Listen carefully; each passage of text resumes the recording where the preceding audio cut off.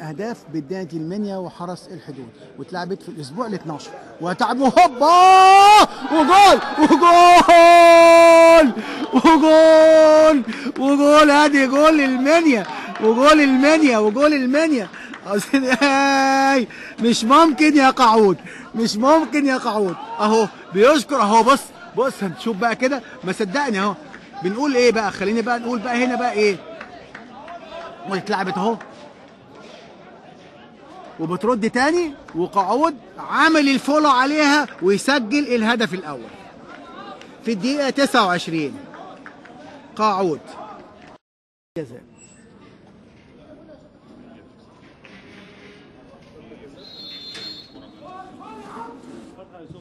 والجول الثاني لصالح نادي المنيا.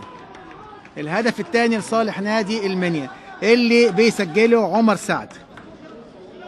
الهدف الثاني لصالح نادي المنيا.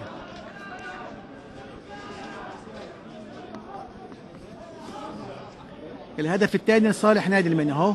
عمر سعد رايح، بص منشن بقى، منشن على زاويه على طول وحطها زي ما بقول لحضراتكم. مدارس ركلات الجزاء هم 3 مجارس. اسلام هل هيشوط؟ هل هيشوط؟ وفعلا شاط وجنب الله. وقعود شاط وطلبتها ونرتها يا قعود، ويسجل الهدف الثالث. قعود يسجل الهدف الثالث.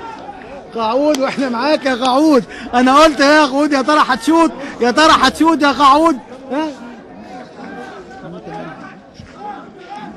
اسلام اسلام اسلام اسلام اسلام اسلام اسلام فعلا اسلام اسلام اسلام اسلام يا اسلام. مش ممكن.